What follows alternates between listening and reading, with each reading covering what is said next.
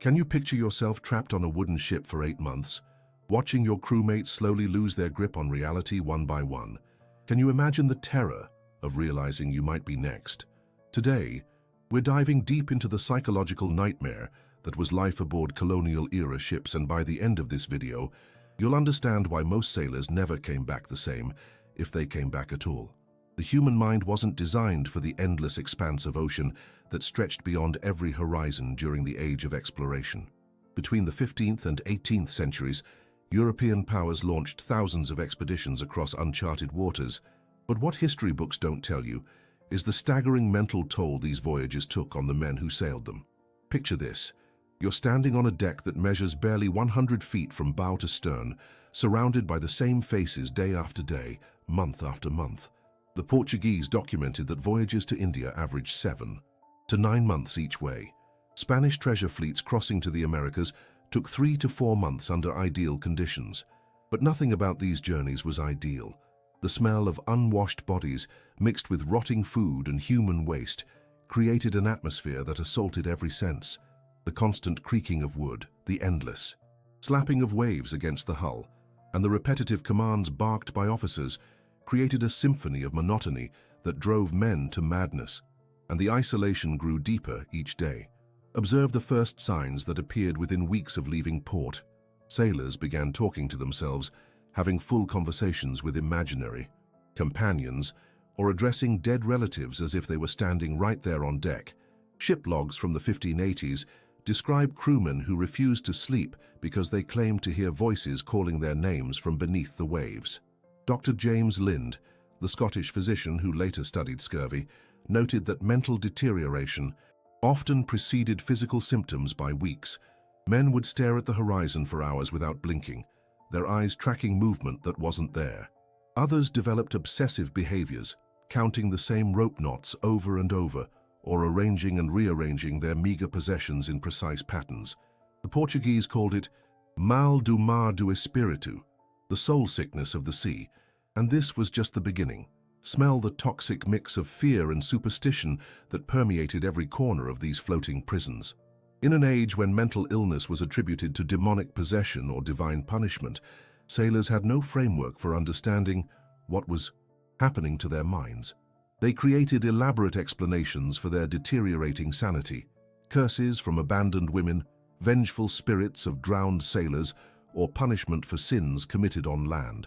Spanish naval records from the 1590s document cases where entire crews became convinced their ship was haunted.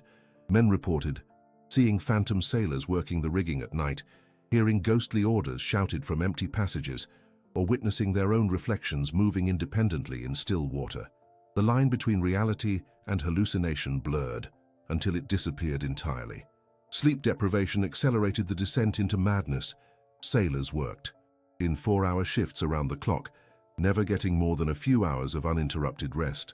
The constant motion of the ship made deep sleep nearly impossible, and exhausted minds began manufacturing their own reality. And the visions grew more vivid each day. Listen to the sounds that haunted these men's nights without the familiar rhythms of land-based life: church bells, market cries, animal sounds. Sailors lived in an acoustic wasteland, broken only by wind and water. The human brain, starved for sensory input, began creating its own soundtrack of madness. Dutch ship surgeon Franciscus Sylvius wrote in 1634 about a phenomenon he called zeestemmen, sea voices. Sailors swore they could hear their mothers calling, children crying, or entire conversations happening just out of sight. Some men stood at the rail for hours, shouting responses to voices only they could hear, until exhaustion dropped them to the deck. The worst cases involved echo madness, means sailors who repeated every sound they heard, unable to distinguish between external noise and the voices in their heads. One documented case from a Spanish galleon describes a sailor who spent 3 days repeating every word spoken by his crewmates, even mimicking the sound of wind in the rigging. The isolation amplified every whisper into a scream, and still the journey stretched ahead endlessly. Imagine the claustrophobic reality of living in a space smaller than most modern apartments, with 200 other men. Privacy didn't exist. Every bodily function, every emotional breakdown, every moment of vulnerability happened in full view of the crew. personal space, was measured in inches, and tempers that might simmer quietly on land exploded into violence at sea. Portuguese records show that fights over sleeping space, food distribution, or perceived slights escalated into knife attacks within the first month of most voyages. Men who had been friends on shore became mortal enemies trapped. In a wooden box they couldn't escape. The constant threat of violence added another layer of stress to minds already stretched beyond their limits. English privateer Francis Drake noted in his journals that isolation affected officers differently than common sailors. While crewmen often became withdrawn and catatonic, officers frequently developed paranoid delusions, convinced their subordinates were plotting mutiny, or that rival nations had spies aboard their ships. The ship became a pressure cooker with no release valve, and the psychological pressure kept building. Recognize the devastating effect of malnutrition on mental health. While scurvy's physical symptoms, bleeding gums, tooth loss, joint pain, are well documented, its impact on the brain was equally severe. Vitamin C deficiency doesn't just affect the body, it fundamentally alters brain chemistry, causing depression, irritability, and cognitive decline. Ship's doctor William Cockburn wrote in 1696 that sailors suffering from advanced scurvy exhibited symptoms identical to what we now recognize as severe mental illness. They became convinced that food was poisoned, that crewmates were stealing their possessions, or that the ship's cat was sending them messages through its meows. Some refused to eat at all, accelerating their physical and mental deterioration. The lack of fresh food meant that most sailors existed on a diet of hardtack, salt pork, and whatever remained edible after months in storage. This nutritional desert starved the brain of essential compounds needed for healthy neurotransmitter production. Depression, anxiety, and cognitive confusion became as common as the rats that infested the lower decks, and the mental fog grew thicker each day. Remember the total absence of medical understanding about psychological trauma. When sailors broke down completely, screaming, attacking crewmates, or throwing themselves overboard, ship's officers had only one treatment option: restraint. Men suffering complete psychological breaks were tied to masts, locked in storage compartments, or simply thrown overboard if they posed too great a threat to crew safety. A 1612 account from the Dutch East India Company describes a sailor named Willem, who became convinced that his reflection in the water was trying to drown him. He spent days avoiding any surface that might show his image, eventually refusing to drink water because he could see his face in the cup. When Willem finally attacked a crewmate he believed was collaborating with his reflection, he was tied to the mainmast and left there until he died of exposure 3 days later. No therapy, no medication, no understanding, just raw survival instinct, and the madness spread like plague. Share this video with anyone who thinks they understand the true cost of exploration, because the mental casualties were just as real as those who died from storms or disease, and their stories deserve to be remembered, alongside the famous names in our history books. Understand the phenomenon of collective madness that could consume entire crews. When isolated groups of people share the same stressful environment for extended periods, individual delusions can become group reality. Entire ships' companies would become convinced of elaborate conspiracies, supernatural visitations, or imminent disasters that existed only in their collective imagination. The most famous case occurred aboard the Spanish treasure ship San Pedro in 1598. According to surviving records, the crew became convinced that one of their number had been replaced by a demonic doppelganger. What started as one sailor's paranoid delusion spread until 40 men believed the same story. They murdered the suspected imposter in his sleep, only to realize the next morning that they had killed an innocent crewmate. The guilt and horror of their collective action drove half the remaining crew to attempt suicide. French explorer Jacques Cartier documented similar incidents during his voyages to North America. His crews developed shared hallucinations about sea monsters, phantom ships, and voices coming from the depths. What one man claimed to see, others began seeing as well, until the entire expedition was operating in a reality that existed nowhere. But in their traumatized minds, group madness was contagious, and no one was immune, and the contagion spread through every level of command. Analyze the complete breakdown of normal social structures when sanity itself became a luxury few could afford. Ships that had left port with clear chains of command devolved into floating asylums where the mad led the blind. Officers who maintained their grip on reality found themselves commanding crews who no longer distinguished between dreams and waking life. Captains' logs from the period reveal the impossible choices faced by those in command. Do you trust a navigator who claims to receive sailing instructions from his dead father? Do you follow orders from a quartermaster who insists the ship is being followed by a whale that speaks Portuguese?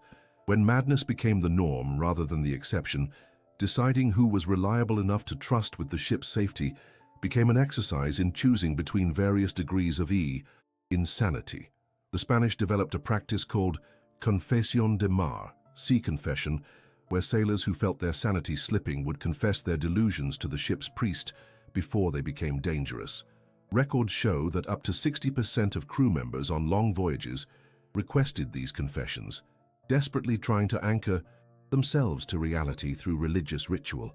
But even the priests weren't immune to the madness of the sea, and the darkness in their minds reflected the endless darkness of the ocean. Confront the ultimate horror, the realization that for many sailors, returning to sanity was impossible, even after reaching land. Portuguese. Medical records from the late 1500s describe men who never recovered from their voyages. They wandered coastal towns, unable to readjust to solid ground, convinced they were still at sea, still hearing voices, still seeing phantom ships on the horizon. These mareados, sea-touched men, became a common sight in port cities. Throughout Europe, they begged for passage on outbound vessels, not because they wanted to sail again, but because the ship had become the only reality they could recognize. On land, they felt more lost than they ever had on the endless ocean. Some spent their remaining years drawing maps of islands that didn't exist, writing letters to wives who had died decades earlier, or standing on docks scanning the horizon for ships that would never come. The sea had claimed not just their present, but their future and their past, leaving them suspended in a perpetual voyage that existed only in their fractured minds. The true casualty count of the age of exploration includes not just those who died at sea, but those who survived with minds so shattered they could never truly return home. And many never found their way back to themselves. Discover why this psychological carnage was accepted as the inevitable price of expansion. In an era when mental illness was poorly understood and rarely treated, the madness of long voyages was considered an occupational hazard, like storms or scurvy. Royal navies and trading companies calculated these losses into their operational costs, planning for a certain percentage of crews to return mentally broken or not return at all. What makes this even more chilling is that many of these men volunteered repeatedly for voyages that they knew might destroy their minds.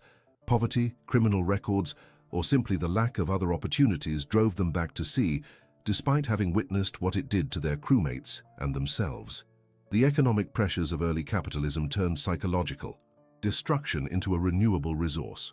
Documents from the Dutch East India Company show that they maintained facilities in several port cities specifically for housing zeegekken, sea-mad sailors who could no longer function in normal society but were too damaged to live independently.